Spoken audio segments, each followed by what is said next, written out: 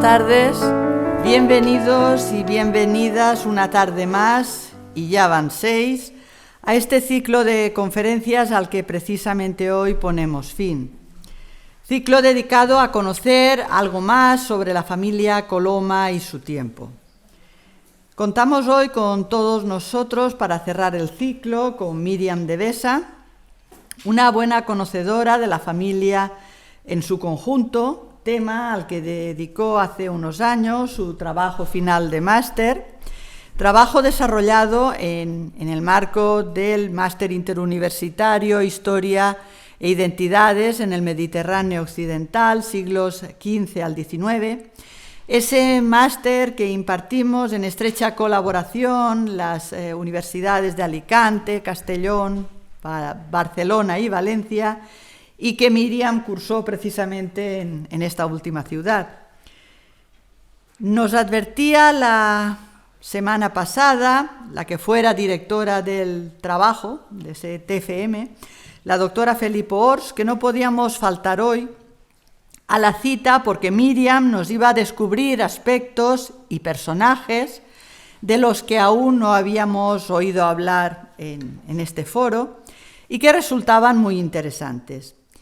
Y compruebo con satisfacción que todos ustedes han recogido el guante y están dispuestos a conocer a nuevos miembros de la familia con los éxitos y los avatares que les rodearon. En cuanto a Míriam Devesa, según me comentaba el pasado jueves la doctora Felipo, y hemos podido también comentar ahora en esa charla previa a la entrada en escena, bueno, pues Míriam quedó tan cautivada por la singularidad de la familia Coloma y sus integrantes al desarrollar ese trabajo final de máster, que tenía y sigue teniendo la intención de continuar ampliando sus conocimientos sobre los mismos, centrándose en un análisis más minucioso y exhaustivo en su futura tesis doctoral.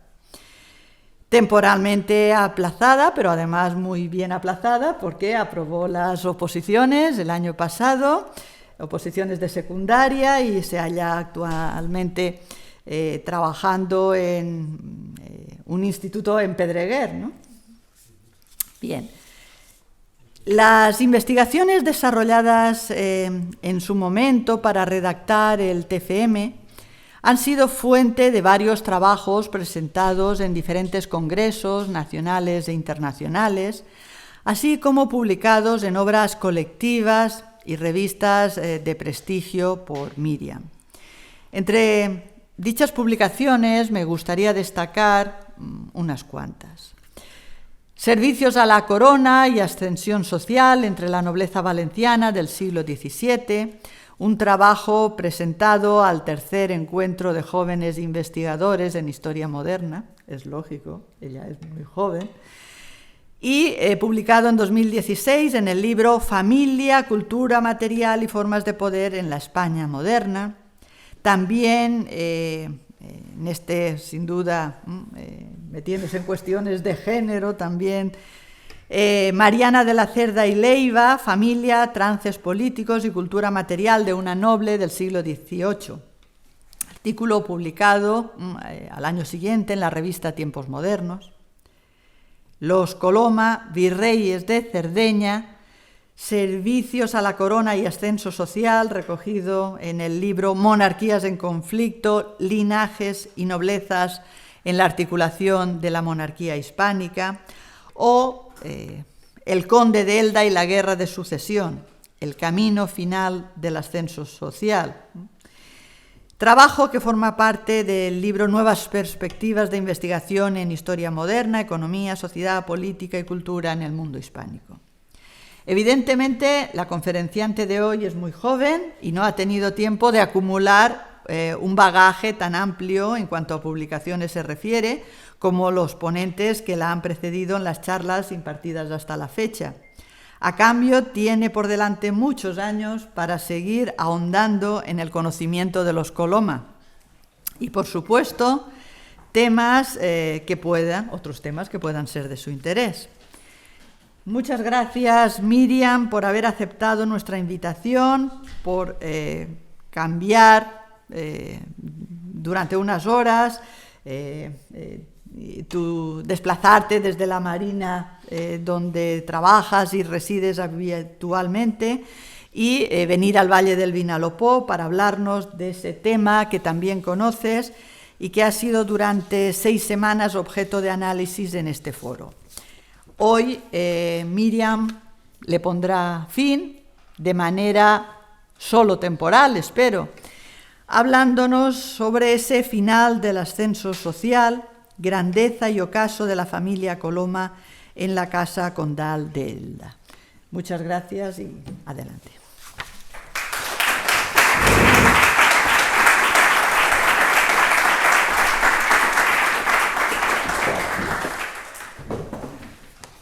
Bueno, muchas gracias.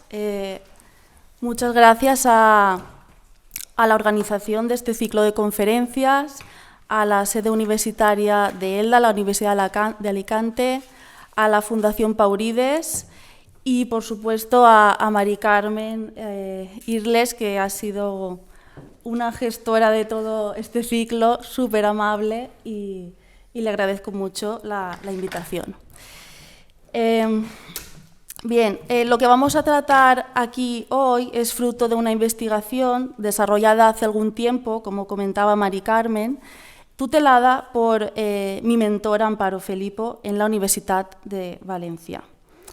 Esta investigación se enmarca dentro de una línea de renovación historiográfica llevada a cabo las últimas décadas que ha hecho resurgir el interés por los grupos de poder y muy especialmente por la nobleza, incorporando nuevas perspectivas y una nueva metodología. Esta ampliación del campo de estudio ha provocado que ya no interese simplemente el estudio heráldico o el ámbito político, como sucedía tradicionalmente, sino que ahora se analizan aspectos varios que afectan a ámbitos diversos, a las formas de vida, a la cultura material, a las actitudes intelectuales, a la familia y, por tanto, a la política matrimonial, a las estrategias familiares, a la conformación del patrimonio y sus mecanismos de transmisión, concentración y posterior desvinculación, a las estrategias sociales y a la actividad política, pero a la actividad política ahora con una nueva mirada, especialmente atendiendo a las variables de la ascensión social y los servicios a la corona. Pues desde estos planteamientos, derivados de esta renovación historiográfica, me propuse modestamente analizar la trayectoria vital de don Francisco Coloma, Pujades y Borja, adoptando además un enfoque biográfico. Estoy segura de que a través de las conferencias que me preceden en este ciclo se ha evidenciado la importancia de este linaje tanto dentro de las fronteras del Reino de Valencia como fuera de ellas, manteniéndose bien presentes en el círculo de poder de la corona y actuando tanto en el espacio valenciano como en el de la corona de Aragón y, por supuesto, en el de la monarquía hispánica en general. Como ya sabréis, un punto de inflexión en este linaje sería Mosén Juan Coloma, natural de Borja, en Aragón, quien se convirtió en el primer señor de la baronía de Elda en 1513 y, por tanto, con él se inició la presencia de los Coloma en tierras valencianas. El camino a la grandeza se iniciaría con él, aunque los principales hitos del ascenso del linaje los experimentarán sus descendientes, especialmente su nieto, también llamado Juan Coloma, que fue el primer conde de Elda. Bien, más adelante, la figura objeto de mi investigación, es decir, el quinto conde Francisco Coloma, para mí representa el culmen del ascenso social del linaje, porque es el acceso a la grandeza. Pero también representa un rápido ocaso que se expresará en la figura de su hijo. Y ahora ya vamos a entrar en materia sobre este quinto conde de Elda. ¿Quién fue Francisco Coloma? Francisco Coloma Pujades y Borja fue bautizado el 6 de diciembre de 1656 en la parroquia de Santo Tomás Apóstol y San Felipe Neri, en la capital de este reino, Valencia, y era el cuarto hijo varón del cuarto conde de Elda, Juan Andrés Coloma, y de la segunda condesa de Anna, Isabel Francisca Pujades y Borja. Por tanto, era fruto de la unión de dos importantes casas nobiliarias del reino, pero con una posición rezagada en el orden de nacimiento. Y como era habitual, había que preparar bien el futuro de un niño que no iba a heredar el mayorazgo familiar. Por eso se le inició desde muy pequeño en la carrera militar. Cuando este niño Francisco tenía solo 6 años, su padre inició los trámites para ingresarlo en la Orden Militar de San Juan de Jerusalén, también conocida como Orden de Malta. La intención del padre era que ingresara como caballero de justicia en uno de los prioratos de esta orden, que es el de la Castellanía de Amposta. Ser caballero de justicia significaba pertenecer al primer estado de la orden, pero había un obstáculo. El requisito era una edad mínima de 16 años. ¿Qué hace Juan Andrés Coloma, el padre? Pues solicita un suplemento de edad a través de una dispensa papal. Una vez conseguida la admisión, era necesario pasar unas pruebas de nobleza, es decir, unos comisarios de la orden debían revisar los documentos que acreditan la nobleza e investigar cierta información. Por ejemplo, si provenía de un legítimo matrimonio, si estaba formado en la religión cristiana, si tenía mácula de sangre judía u otra, si estaba saludable, si había cometido algún homicidio, etc. Y finalmente estas pruebas las pasaría con 12 años de edad. Por tanto, el joven Francisco quedaría desde muy pequeño encajado en la carrera militar, partiendo de este ingreso en la orden de Malta. Paralelamente, ¿qué estaba pasando en el ámbito familiar? En este momento, la familia se vio afectada por lo que ha sido una constante en la historia, que es la muerte del primogénito. Juan Alberto, el hermano mayor, murió siendo un niño, de manera que el segundo, Antonio, ocupó su lugar. Además, el tercer hermano, Fernando, que estaba en el ejército de Cataluña, murió prematuramente. Entonces, en este momento es cuando se estipula que Antonio sería el heredero de la rama materna, esto es del condado de Anna, mientras que Francisco sucedería en la rama paterna, que es el condado de Elda. Y efectivamente esta cuestión de la sucesión se inicia muy pronto, porque cuando Francisco tenía 10 años falleció su madre. De manera que su hermano mayor, Antonio, asumía el condado de Anna, se convertiría en el tercer conde de Anna. El problema es que en 1692 este conde, el hermano mayor de Francisco, muere sin descendencia. Entonces, aquí se produce un proceso de concentración del patrimonio familiar en la figura de Francisco Coloma, porque en él se reunirán la herencia materna y la paterna. Entonces, él se convierte en cuarto conde de Anna después de fallecer su hermano, y no pasará mucho tiempo hasta que también suceda a su padre en el condado de Elda, tan solo 2 años. En 1694 muere Juan Andrés Coloma, su padre, que era el cuarto conde de Elda, y es en este momento cuando definitivamente la herencia paterna y materna se concentran en Francisco Coloma, que era cuarto conde de Anna y ahora es quinto conde de Elda. Sabemos que el condado de Elda incluía Elda, Petrel y Salinas, mientras que ser conde de Anna significaba ser también señor de las baronías de Enguera, Relleu, con los lugares de Piles, Rafelsineu, Palmera, Finestrat, Matoses y Pedreguer. Esto en el reino de Valencia, mientras que en el de Aragón poseían las villas de Malón, Maloncillo y Albita. Además, en este momento se convierte en castellano de Alicante, que era un cargo ejercido sucesivamente por los condes de Elda desde el primer conde en 1561.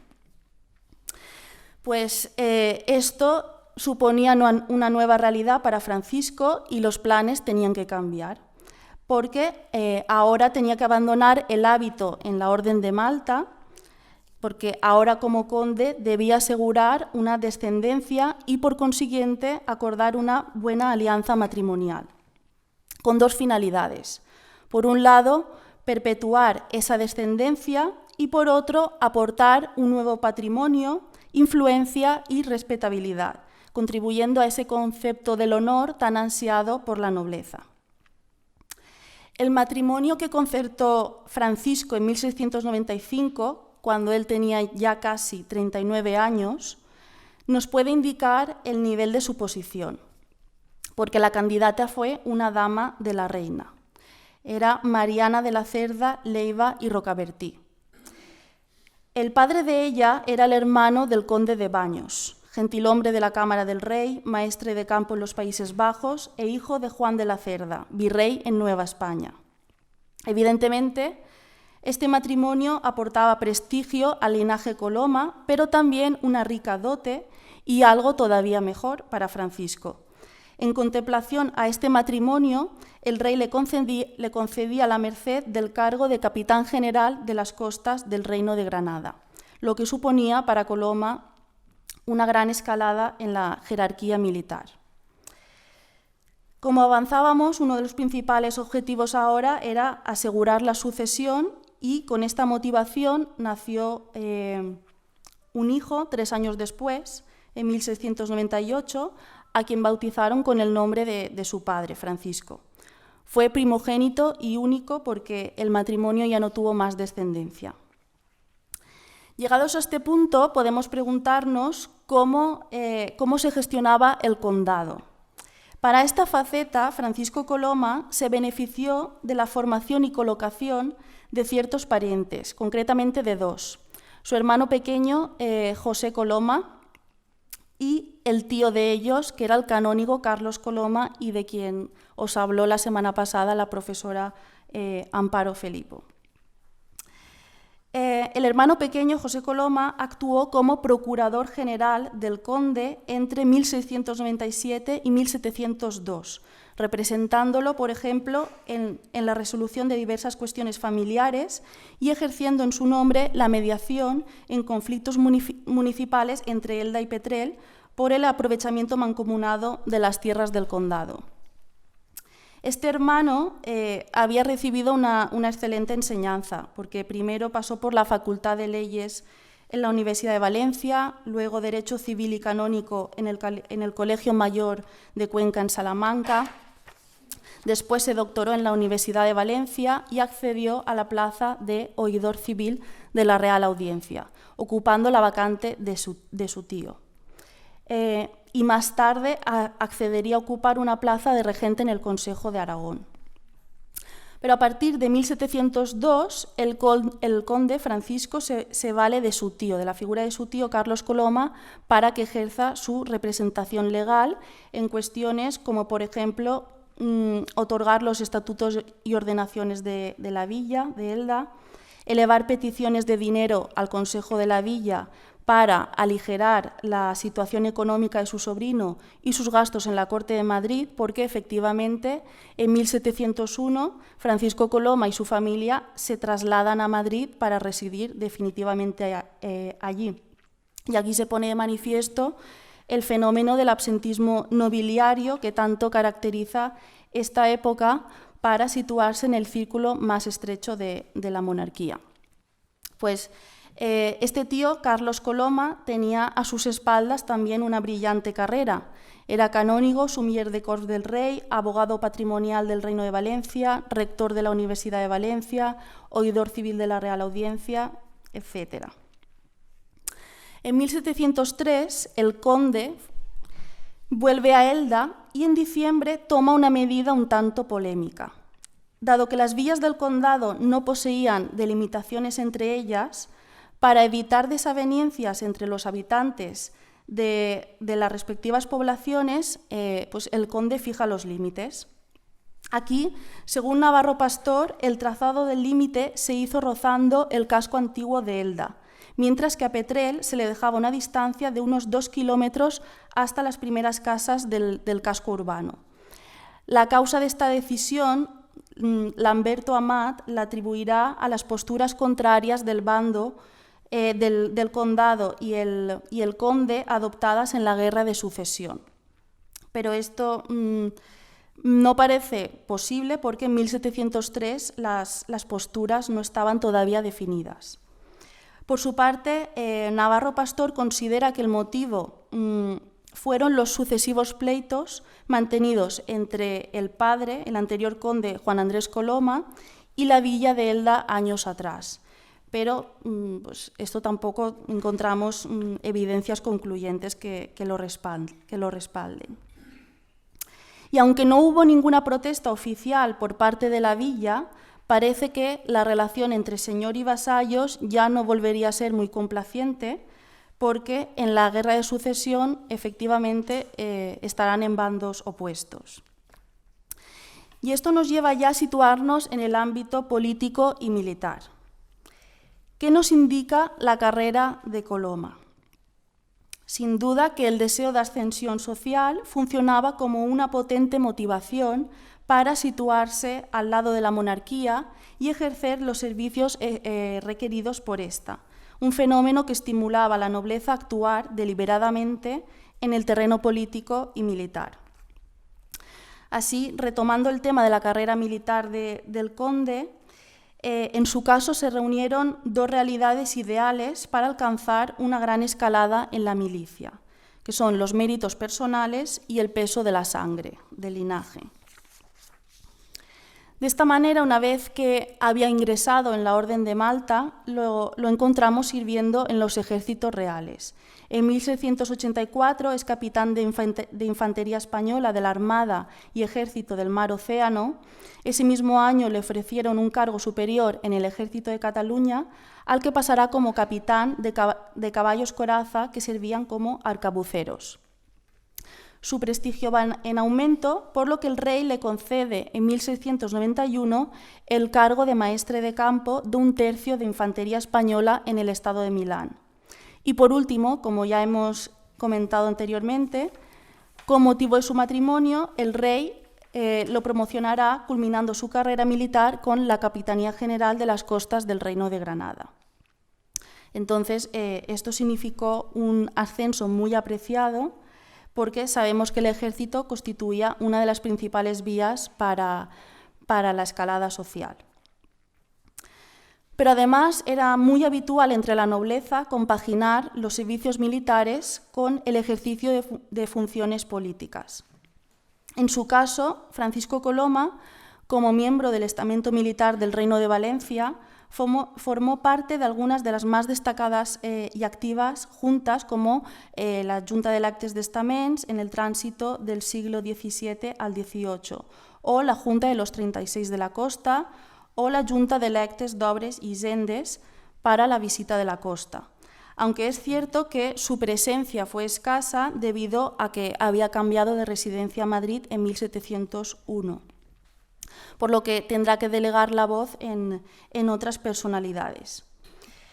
Sabemos que en 1703 Coloma estaba de vuelta en el reino, no solo porque en diciembre estaba fijando los límites en el condado, sino también porque lo vemos participar personalmente en estas juntas.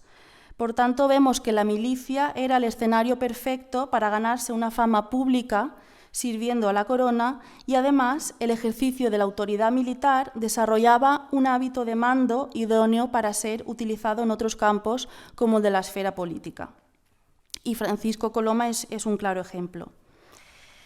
Pero a partir de este momento, los hechos y circunstancias del siglo XVIII lo empujarán a ejercer una actuación política que sobrepasará las fronteras reinícolas. Al introducirnos en la nueva centuria, la guerra de sucesión condicionará fuertemente la vida del quinto conde de Elda. ¿Qué papel jugó Coloma en este contexto? tenemos que tener en cuenta que la participación activa en el conflicto suponía para la nobleza jugarse mucho, poder e influencia o la pérdida de ambos. Por eso se puede hablar de una hábil y prudente indecisión de la mayoría de la nobleza por no tomar posturas abiertas. Pero este no es el caso del conde de Elda, ya que su fidelidad a la Casa de Austria significó una intervención muy activa en el conflicto, lo que supondría considerables transformaciones tanto en su vida como en la de su familia. Entonces podemos considerar que el conde formaba parte de una minoría filo-austracista frente a una mayoría de la nobleza titubeante por sus parentescos con la nobleza castellana.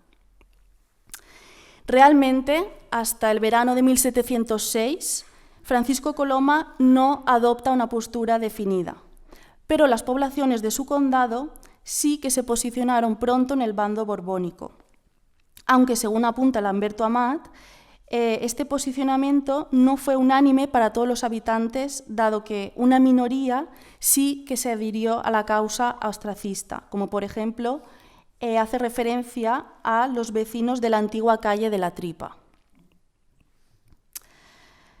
Como bien es sabido, el desembarco en Altea de Francisco García de Ávila y Juan Bautista Basset fue crucial. La oferta de liberación de los tributos a los campesinos de las poblaciones de la costa y la promesa de repartir las tierras de la nobleza fueron un éxito porque pronto se formaron ejércitos de campesinos que auxiliarían a las tropas aliadas.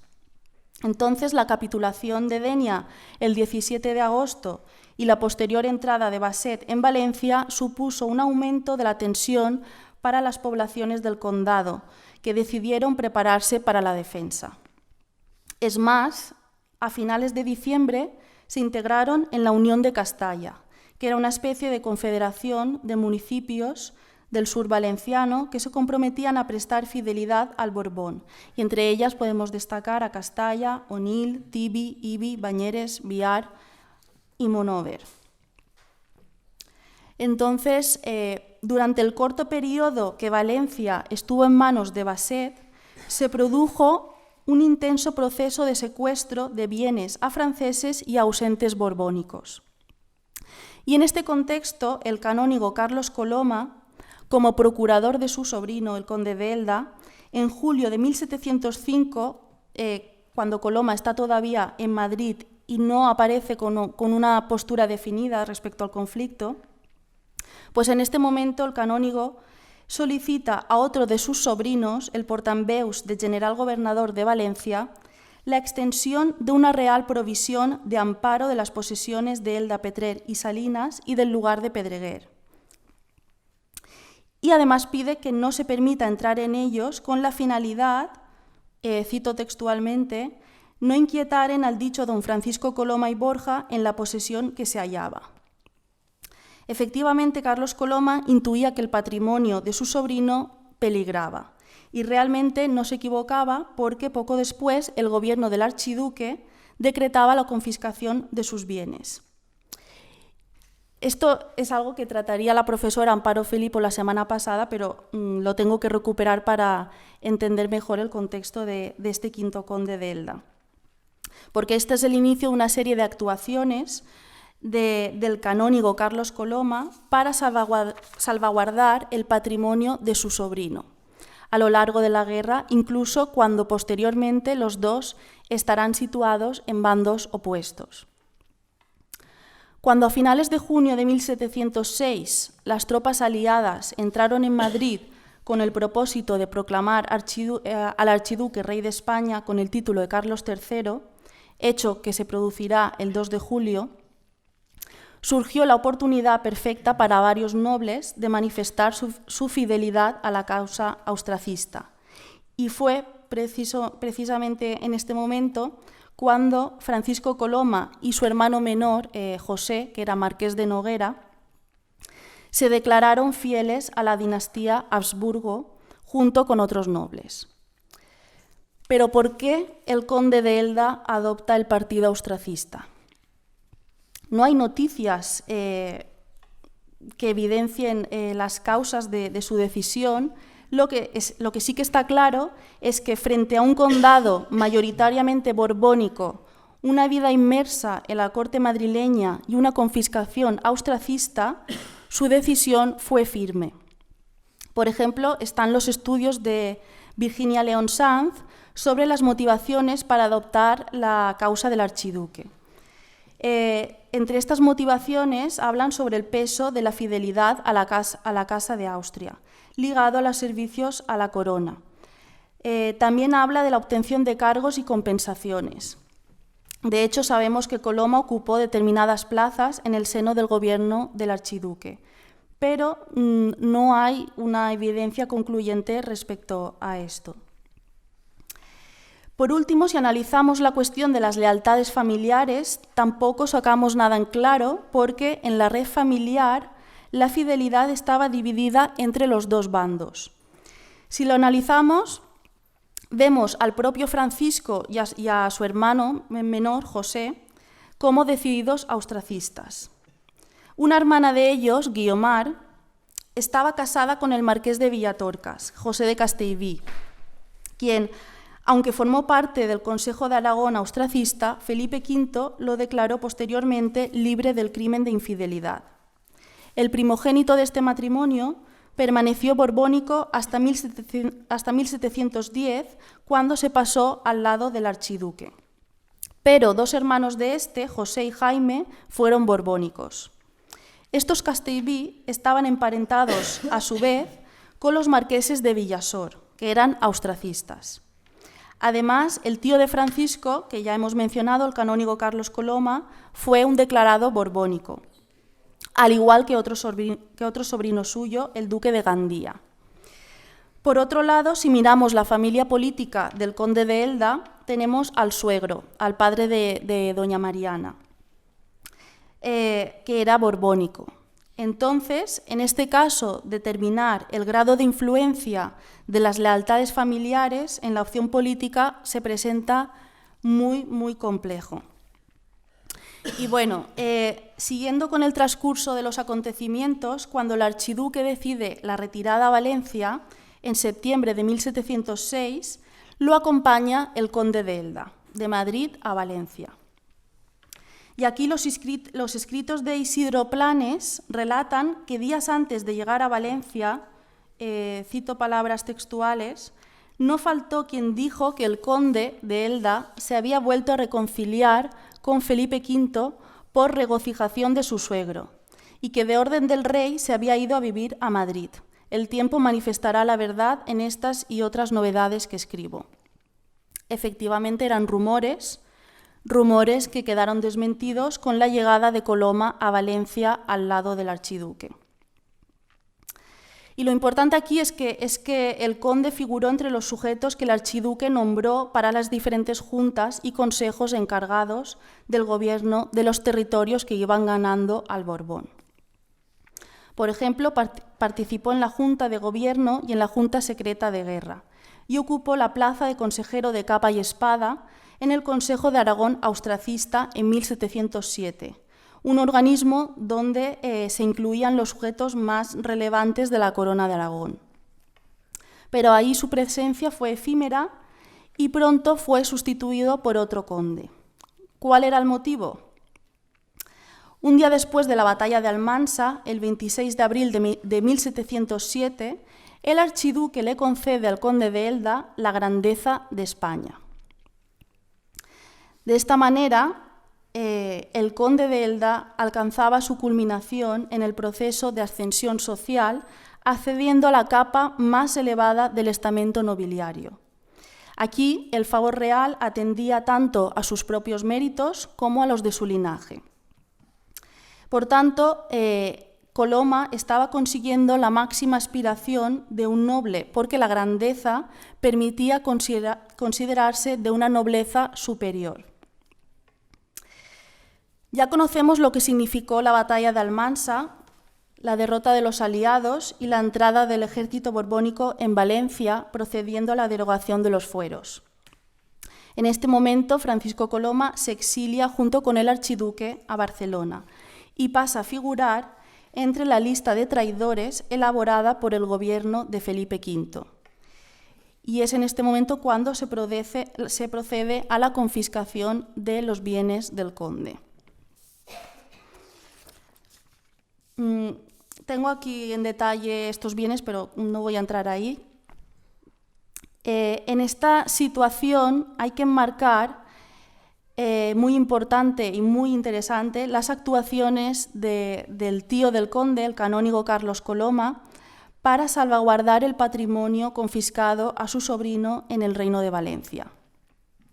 Como sabemos, a pesar de pertenecer a bandos opuestos. El 20 de septiembre de 1707, el canónigo ideaba un artificio para recuperar parte de los bienes confiscados al sobrino, aunque fuera litigando contra él. Esta vez arguía que del condado de Elda los bienes dominicales y regalías pertenecían a él y no a su sobrino, ya que así lo habían establecido sus propios padres mediante una donación inter vivos, con un valor de 38.000 libras.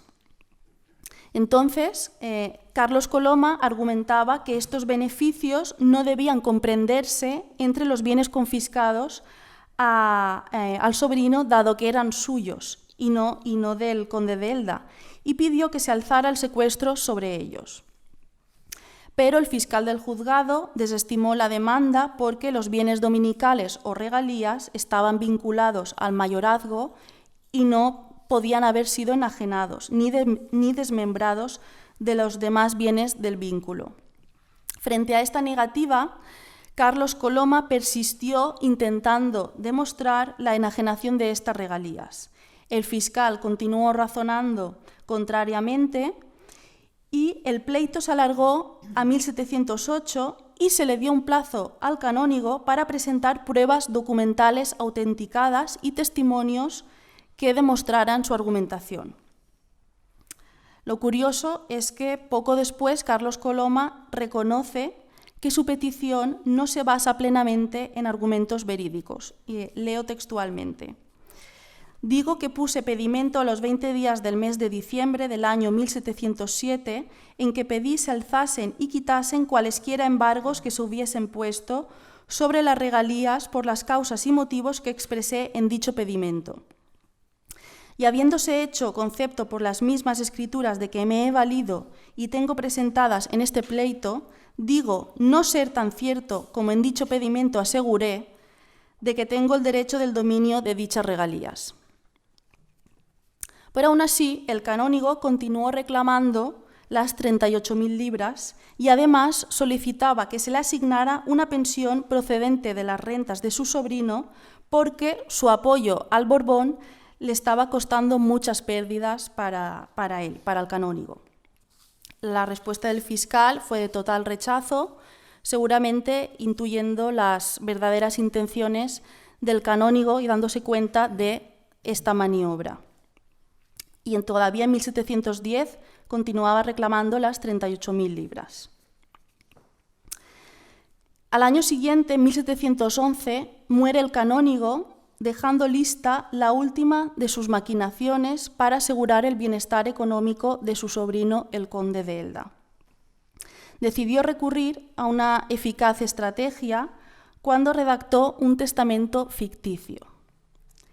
En este documento instituyó como heredero universal a otro de sus sobrinos, José de Castellví y Coloma, borbónico, como hemos mencionado anteriormente. El legado lo conformaba una casa en la calle del Mar, en Valencia, la casa y molino Batán, en la villa de Anna, y un censo de capital de 4.400 libras que respondían al estado de Elda y todos los bienes custodiados al interior de la Casa de Valencia. Y en esta situación permaneció la herencia después de la muerte del canónigo en el 1711, o sea, quedó en este heredero de José de Castellví, hasta 1728, cuando este falso heredero se persona delante del notario y declara que paralelamente a este testamento, el canónigo había dejado redactada una memoria que contenía su auténtica voluntad, la cual no podría hacerse pública hasta que hubiera cesado el conflicto sucesorio, la guerra, y llegaran tiempos de paz. Y es que esa memoria manifestaba el verdadero deseo de Carlos Coloma, que era declarar herederos de todos sus bienes, muebles e inmuebles, a sus sobrinos, el conde de Elda, Francisco Coloma, y al hermano menor de este, el marqués de Noguera, José Coloma, en partes iguales. Sus dos sobrinos austracistas. Efectivamente, Carlos Coloma había pretendido evitar la pérdida de su fortuna a causa de la filiación austracista de sus sobrinos, que habían perdido su patrimonio a causa de la política de confiscaciones del Borbón. Por tanto, la intención del canónigo era clara. En palabras textuales, que no entren en posesión de dichos bienes hasta que cualquiera de ellos los pueda poseer pacíficamente.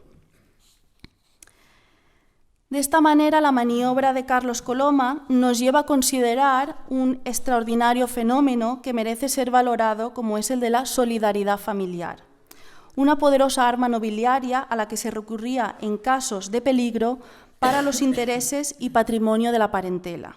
De hecho, la actuación del canónigo no hace más que demostrar que la cohesión familiar se encontraba muy por encima de las diferencias partidistas y no se dudaba en socorrer a los parientes en momentos de urgente necesidad. Esto corrobora que los lazos de solidaridad familiar actuaron como un mecanismo de preservación del patrimonio, especialmente en el contexto de las confiscaciones producidas durante la Guerra de Sucesión. A pesar de esto, ninguno de los dos hermanos pudo heredar la herencia de su tío, porque los dos habían fallecido años atrás, para cuando se destapa esta memoria secreta. No obstante, será el hijo de Francisco Coloma quien la reciba en su persona, tanto la parte de su padre como la de su tío José Coloma, de manera que esto se integrará en la casa de Elda. Si vamos atrás, retomando el exilio del conde en Barcelona, el archiduque lo nombró para formar parte del Consejo de Guerra, es decir, que allí Coloma siguió participando de la vida política en el círculo más estrecho de la monarquía. En 1708 lo vemos participar en la celebración de la entrada real en Barcelona de la inminente reina Isabel Cristina de Brunswick, junto con otros grandes. En 1710, cuando el archiduque Carlos se pone al frente del ejército para entrar nuevamente en Madrid, Coloma permanece en Barcelona integrando los consejos presididos por la reina, y un año después, cuando el archiduque se dirige a Viena para asumir la corona imperial, continúa en Barcelona formando parte de la junta encargada de asesorar a la emperatriz y fue nombrado en interinidad comisario general de España, sustituyendo a otro conde. Pero pocos meses después, la vida de Francisco Coloma llega a su punto y final. El 8 de marzo de 1712 muere en Sant Feliu de Pallerols, en Girona, a la edad de 56 años, mientras se encontraba reconociendo plazas y fronteras en su cargo de comisario general de España. Al día siguiente, su cuerpo se enterró en la iglesia parroquial de esta población y se leyó su testamento, redactado 2 días antes de su muerte. En él designa a su esposa Mariana de la Cerda, usufructuaria de todos sus bienes y estados hasta la mayoría de edad del hijo de Francisco Coloma, y también la propone tutora de este, que en aquel momento el chico tendría unos 14 años y era el heredero universal. Y así se produce la muerte del conde de Elda, que es una muerte en el exilio y una vida dedicada, al fin y al cabo, a servir a la corona, soportando pesadas consecuencias derivadas de sus decisiones. Pero sin duda son determinaciones que no solo trastornan su realidad, sino también la de su familia. Si analizamos cómo vivió la condesa este trance, Mariana de la Cerda y Leiva pasó múltiples situaciones al convertirse en la esposa de un austracista. Primero se vio privada de los bienes y estados de los cuales era titular su esposo, a causa de las confiscaciones de Felipe V. Pero sobre todo, particularmente duros debieron ser los destierros a los que se vio sometida. Primero de Madrid a Oviedo, después de ahí a Granada y finalmente a Barcelona, donde se encontraría con su marido. Además, tuvo que dejar a su hijo de 10 años en el colegio jesuita de Villagarcía. En 1710, el niño, Francisco, sería reclamado por su abuelo materno, don Antonio, quien pidió una merced al rey para hacerse cargo de él. No obstante, esto se complicará porque un año después muere el abuelo y el niño será entregado a sus padres en Cataluña, en 1711. Y en Barcelona todo se vuelve más difícil cuando muere el conde, dejando a su esposa e hijo en unas duras condiciones de vida, por lo que doña Mariana decide volver a Valencia en julio de 1713. Pero con su llegada a la playa, el día 17, fue retenida en el puerto, en el Grau de Valencia, y unos días después le fue notificado un nuevo destierro fuera de los dominios del Borbón. Frente a esta resolución, doña Mariana no se acobardó y denunció la falta de benignidad del rey. En palabras textuales, manifestando su deseo de que el rey se dignara, antes que desterrarla de nuevo, echarla al mar o escopetearla. Señal del sufrimiento que estaba soportando en aquellos años. Esto parece que surtió efecto porque Felipe V la autoriza a acercarse a la ciudad de Valencia y a instalarse cerca del barrio de Ruzafa. Pero por poco tiempo, porque en noviembre una orden real la fuerza a ser desterrada y esta vez a Tortosa. Y ya no lo podrá evitar. Por segunda vez, doña Mariana era obligada a separarse de su hijo, que esta vez lo dejará en el Colegio de San Pablo de Valencia, que estaba regido por jesuitas.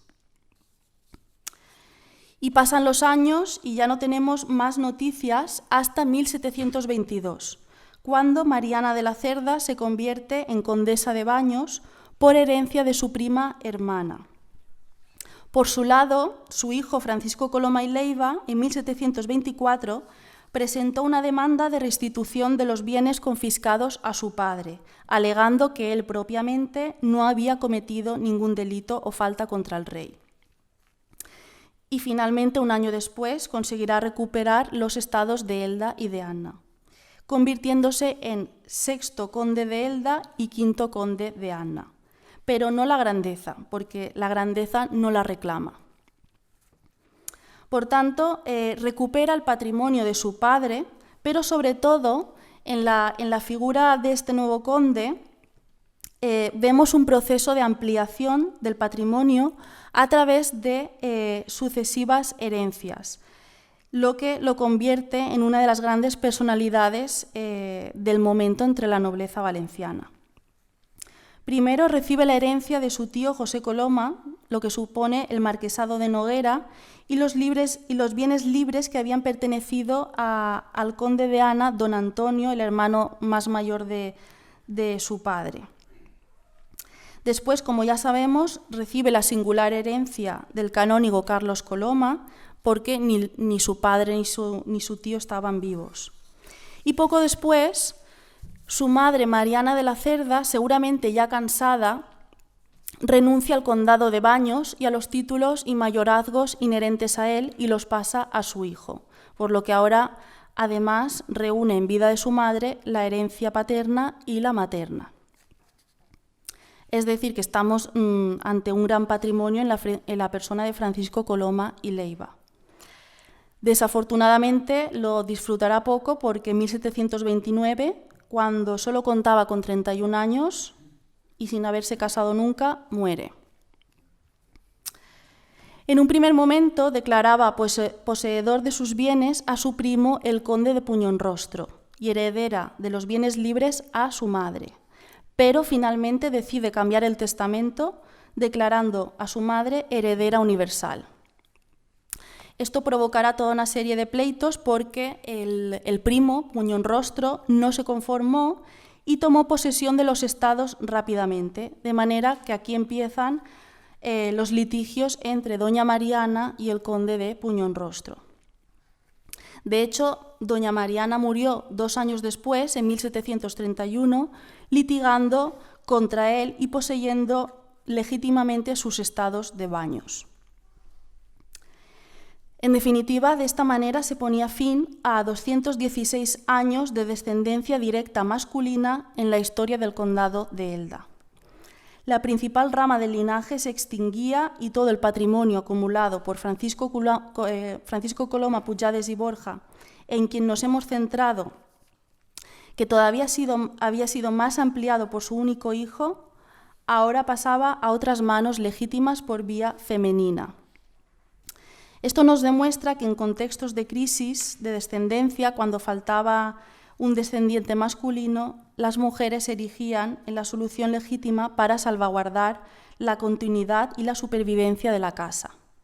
Por este motivo fue a través de María Manuela Coloma, hermana de don Francisco, que su hijo, el conde de Puñonrostro, sucedió en los estados de Elda, Ana y en el marquesado de Noguera, iniciando una nueva etapa. A modo de conclusión, lanzo una pregunta general que es muy recurrente, pero que cuando hablamos de la vida nobiliaria es esencial, que es ¿qué suponía el linaje? El linaje era una estructura familiar que actuaba como una garantía de seguridad para el individuo, pues constituía un medio de conservación y transmisión de su estatus, vinculando los valores del honor, la tradición, la fama y el mérito.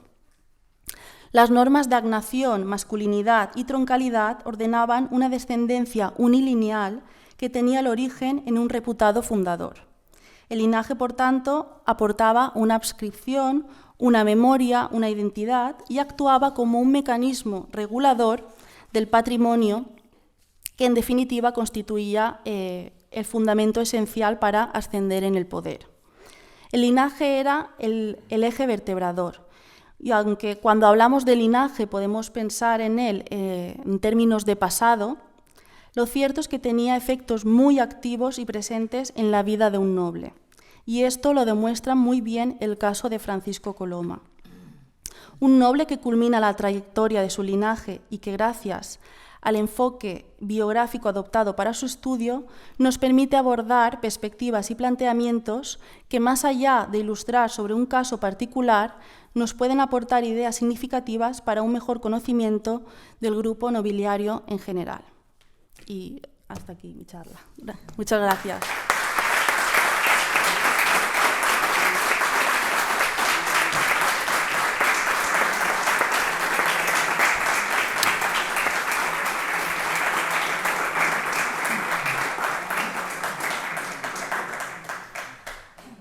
Bueno, efectivamente creo que las expectativas que teníamos no se han quedado cortas, porque Miriam nos ha hecho un apretado resumen desde principios del 16 hasta la muerte del último de los Coloma, que ostentaron la titularidad del condado de Elda, con su desaparición en 1729 y toda la problemática que siempre venía adjunta, que siempre venía de la mano cuando se perdía esa línea masculina de descendencia, ya fuera, como en este caso, en linajes nobiliarios. Sabemos del problema también cuando se trataba de linajes reales, pero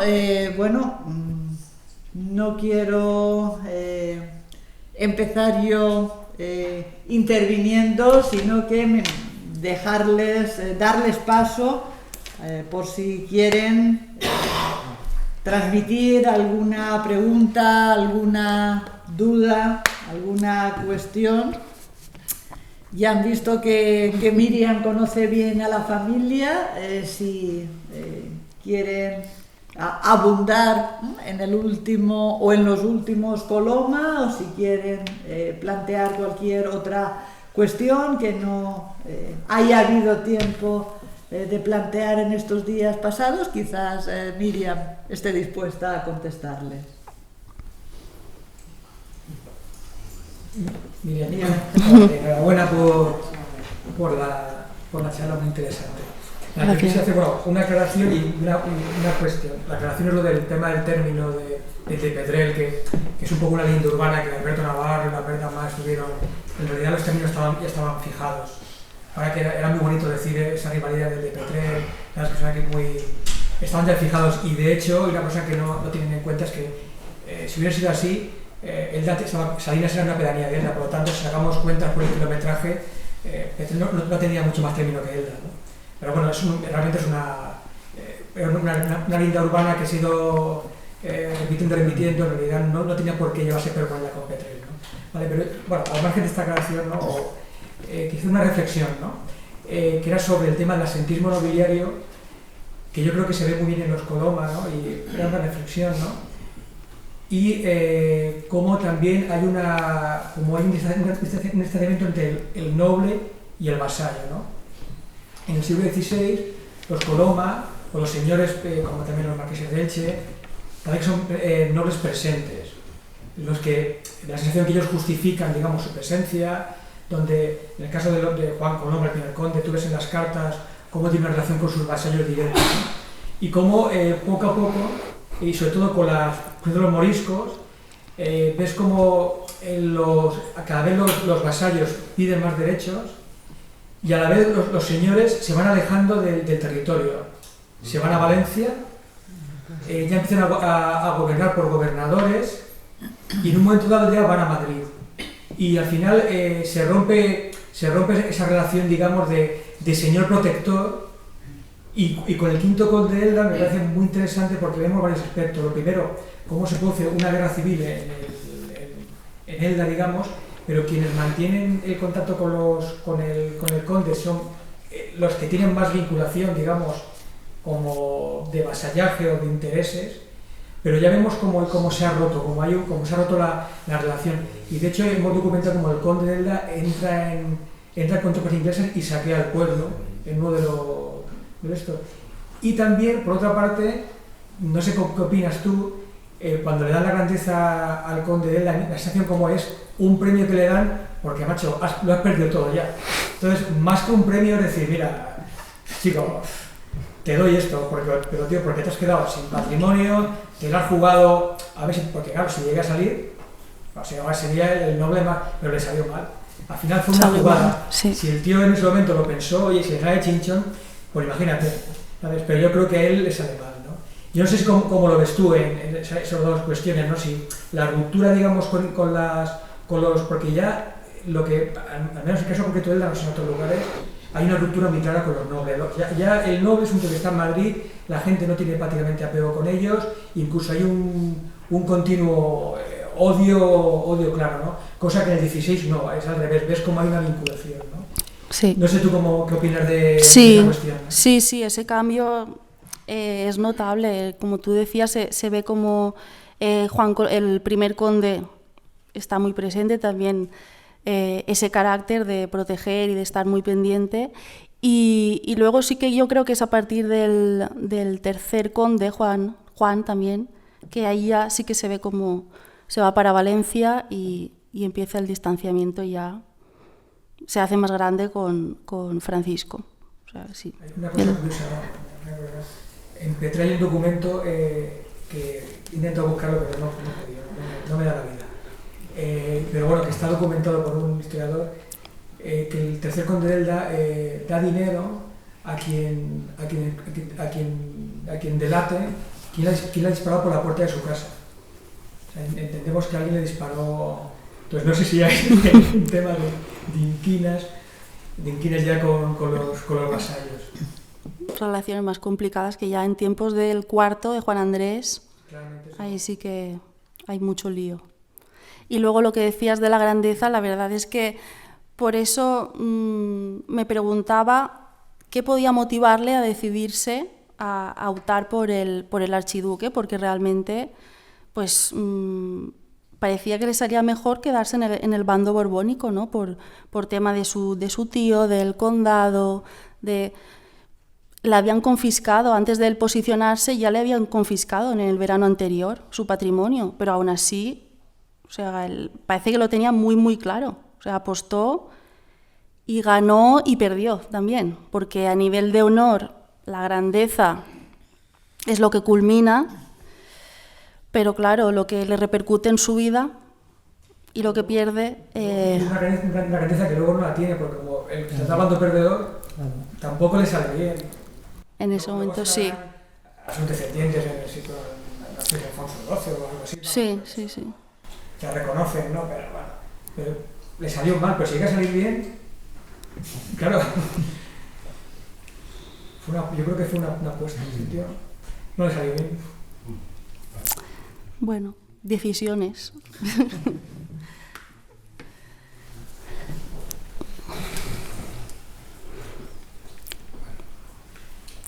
Yo quería preguntarte si aquí nos has mostrado una síntesis, pero si manejas a lo mejor información de archivos, de situaciones, de alguna situación específica en el condado de Elda, en Elda en concreto, en Petrer y Salinas, de esos años en los que el enfrentamiento, la diferencia entre el conde y los vasallos, claro, tienes que hacer un resumen, pero si puedes contarnos, aportarnos, si tienes manejo más información específica. Te puedo contar poco porque tengo un tocho así de Juan Andrés para coger por delante. Sí que tienes información, sí, pero estás todavía... Exacto, sí.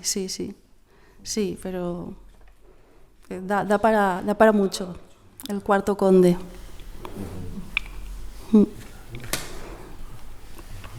¿Nos podrías comentar? Perdonad, la garganta no la tengo muy fina yo.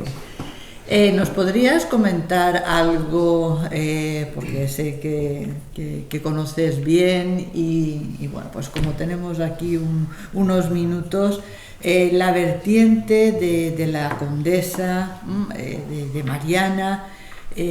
Has aludido, pues evidentemente, a un destierro tras otro, pero y sobre todo sobre el hijo, la relación, tan poca relación materno-filial en ese sentido. ¿Podrías? Sí, sí que es verdad que ahí alguna documentación he consultado, pero falta y encima más al ser mujer, porque si encontrara unas cartas, ¿no? Pues ahí sí que podría tener más material.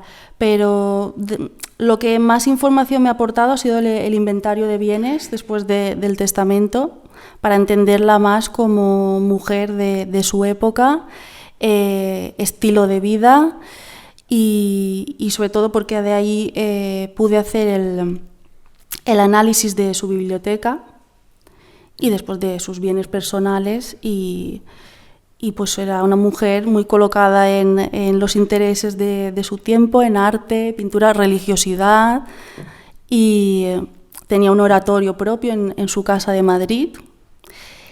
Y luego es que sobre lo que ella pensaba o sentía, hace falta encontrar y sacar de ahí para entenderla mejor. Pero sí, sobre la parte de la cultura material, de ella sí que tengo trabajado un artículo.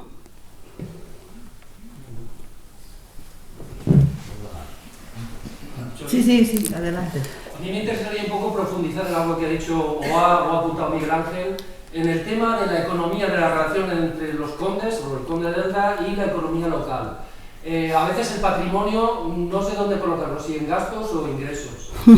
¿Cuáles eran los impuestos de la población? ¿Los cobraba el conde? ¿El conde derivaba parte de esos ingresos al rey? Y también porque siempre hay una tendencia a buscar nuevas ocupaciones, que si ir a ser virrey en Cerdeña, eso supondría también nueva explotación y división de de su control empresarial sobre su tierra. ¿Puedes hablarnos un poquito? De la parte de relaciones y tema económico dentro del condado, eso no lo tengo muy tocado, la verdad, por lo que comentaba antes. Tengo documentación para trabajar todavía. Pero, bueno, sobre lo que has comentado, sobre la reflexión, ¿no?, de el patrimonio al final, que es un gasto, pues son gastos, porque colocarse en estos sitios de poder, porque al final todo esto son servicios a la corona, costaba dinero porque el dinero era un medio, pero no era el fin. El fin era el honor, la consideración, el prestigio, el estatus, escalar. Entonces, ese patrimonio ahí era la base fundamental para poder actuar en ese ámbito más público al servicio de la corona. ¿Y los ingresos de dónde venían? De las rentas, pero yo no te puedo decir porque no lo tengo bien estudiado esto. ¿Vale? Faltan muchas cosas de... O sea, esto es un trabajo y luego tiene muchas vertientes que hay que profundizar.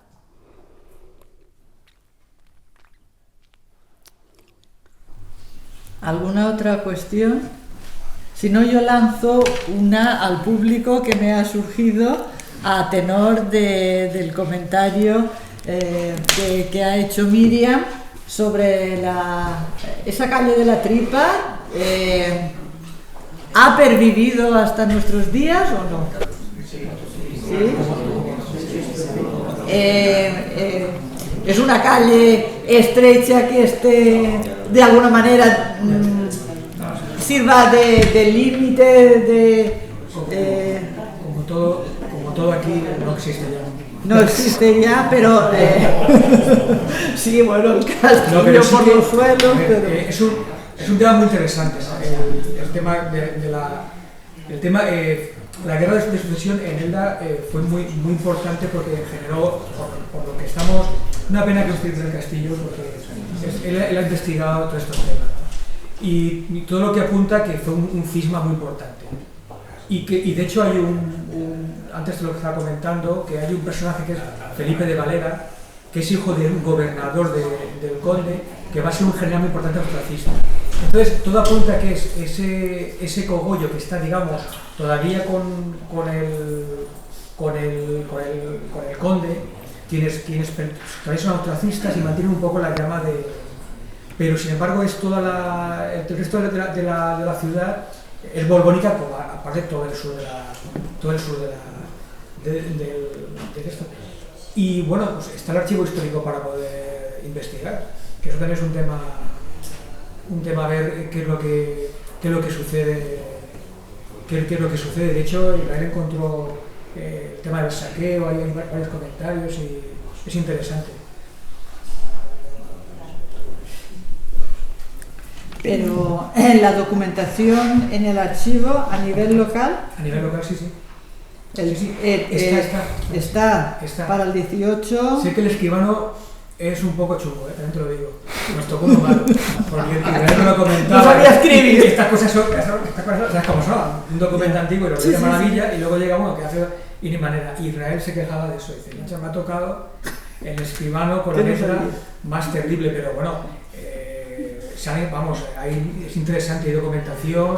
De hecho, hay una leyenda, que no recuerdo bien, que comenta Lambert Amat, un antepasado suyo, porque luego hay un tal José Ángel Amat, que luego va a ser gobernador de Elda, borbónico, y que ya vamos viendo como esa familia Amat, el famoso Lambert Amat es un gran hacendado, que va a ser historiador local, un hacendado del siglo XIX, 1800. Y son gente que son la nueva burguesía agrícola, que son la que está pugnando, realmente era por acabar por el poder del conde de Elda. Y ellos, hay una leyenda, ellos cuentan que hay un antepasado suyo que dice una frase no sé si a un ostracista cuando ocupan, no me sentaré aquí, una frase hecha, ¿no? Y lo comentan de padres a hijos, ¿no? O sea que sí que hubo aquí mucho... hubo tomate, y hay análisis en la relación con el señor, con los ciudadanos. Tiene que haber tiene que haber chicha, La pregunta que te hacía era por eso también, porque en el fondo sabemos el contexto general, pero la verdad es que está por escribir todavía con mucho detalle, porque en la historia de Elda sí que hay un capítulo que habla de eso, pero sobre todo hay mucha documentación pendiente de estudio en el archivo de aquí. Yo la pregunta iba más por otros archivos, por archivos que has manejado tú a lo mejor en Valencia, para darle un contexto y sobre todo si alguna información se desprende que permita atar cabos aquí. Porque aquí probablemente es una de las etapas que, vinculado a los colomas, menos se ha estudiado y más información aporta también y más ramificaciones tiene.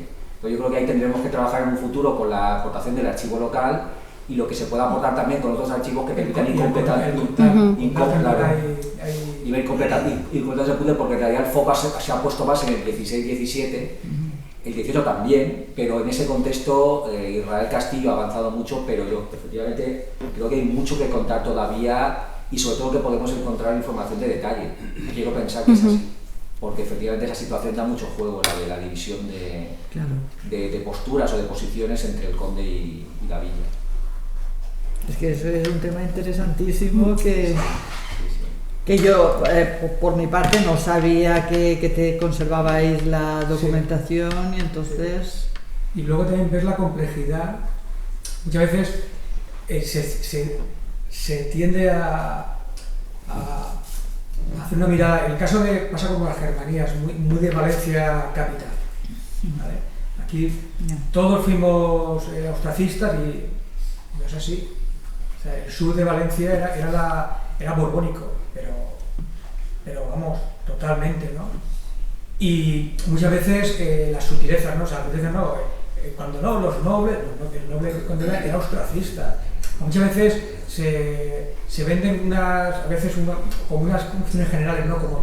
Como que los ostracistas eran, no sé, eran del proletariado y realmente cuando profundizamos cuenta que es mucho más complejo y que no es así, y que hay muchos intereses, y que luego también aquí el tema del obispo de Yuga, que es el tema de la iglesia, que tiene mucha importancia la religión. Entonces, claro, profundizar en ese tipo de personas como el Coloma, que es un noble, que es de la zona borbónica, o sea, para mí es muy importante porque vas viendo cómo realmente la historia es mucho más compleja de lo que a veces la simplificamos. Las generalizaciones normalmente cuando se tiende a establecer es... En cuanto miras con un poco el lupa y dices, no, esto no es así, te das cuenta que hay muchos matices. Bueno, no sé si alguna cuestión más o si cerramos definitivamente este ciclo, que no el año Coloma, que aún queda mucho por delante y muchas presentaciones del libro y mucho trabajo detrás de todo ello. Y por mi parte, pues felicitar a Elda en su conjunto y bueno, representados por todos ustedes que están aquí, porque me parece que la idea del año Coloma fue una muy buena idea y que creo que sí que cumple con su objetivo de dar a conocer y bueno, la pluralidad de actividades que se han venido desarrollando. Creo que efectivamente se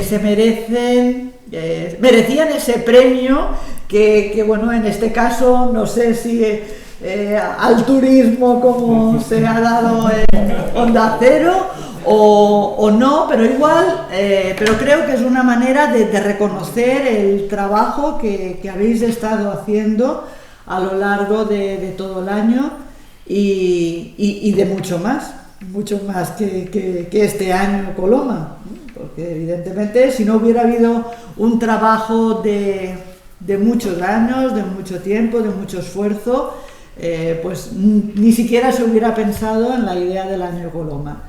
En ese sentido, pues felicitarles y felicitarnos todos por haber podido compartir pues conferencias, actividades múltiples, pues como de